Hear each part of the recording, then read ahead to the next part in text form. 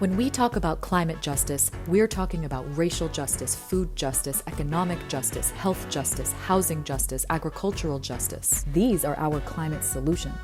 These are the projects of the people's climate justice budget.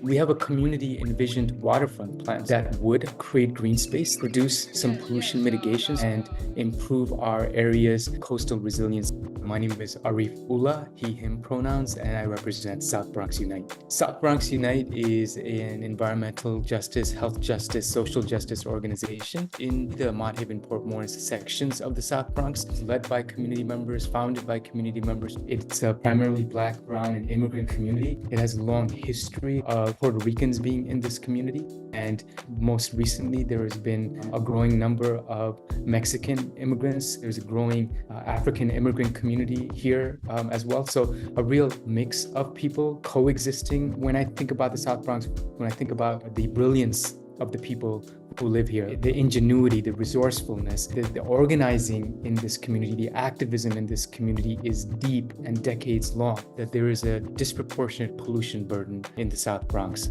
This is the result of a legacy of redlining, of decades of discriminatory public policies. We have 4 peak power plants. We've got the Major Deegan Expressway, we've got the Bruckner Expressway, we've got the Cross Bronx, and then 5 Manhattan Bronx thoroughfares, a number of polluting infrastructure. For example, waste transfer stations. Right now, our waterfront is full of last mile warehouses like FedEx and Fresh Direct. Fresh Direct was incentivized to relocate to our section of the South Bronx with $135 million in city and taxpayer subsidies. That was under the Bloomberg administration. That is public land that all of these polluting facilities sit on. Governor Cuomo leased this New York State Department of Transportation land to a private company, which then subleased it to all of these polluting facilities. We know through research that exposure to air pollution causes, for example, infant mortality, poor maternal health, diabetes, obesity, heart disease, and dementia. We have to question how policymakers value our lives. And so the way that we are responding to that brings me to the waterfront plan. We want to be able to create a green space on our waterfront. We want our public land to be used for public health. Our tax dollars are being used to poison our air. We've got to change that narrative. And one of the ways to do that is, at minimum, to create a green space on our waterfront. Climate change, it makes communities like ours, waterfront communities, even more vulnerable to sea level rise and coastal storms. So the community has envisioned a plan that would create 7 green spaces on the waterfront, interconnected by a greenway where people could go to enjoy. There's so many ways that this space can be used, and also, of course, improve our area's flood resilience and coastal resilience.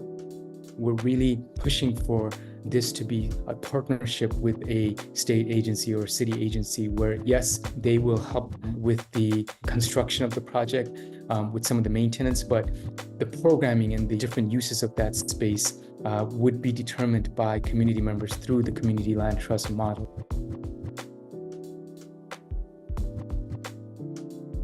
So that centers the voices of the community, which for us is critical, especially in the context of a history where those voices have been silenced. Unfortunately, our statements alone that air pollution is awful isn't enough for policymakers, and so we're backing that up with data. We're documenting, and we're going to be using it to strengthen our advocacy to bring about pollution mitigation. A plan like this is going to cost money. We want to be able to do this with union labor. We want to be able to source as much of the materials as possible from local businesses. We also want to be able to train our community members to be able to participate in the construction jobs that this green space will make available. We know that there is money out there. There is money being spent on building football stadiums in Buffalo. And if that can happen, then a community like the South Bronx, which has experienced decades upon decades of environmental injustice, of disproportionate pollution burden,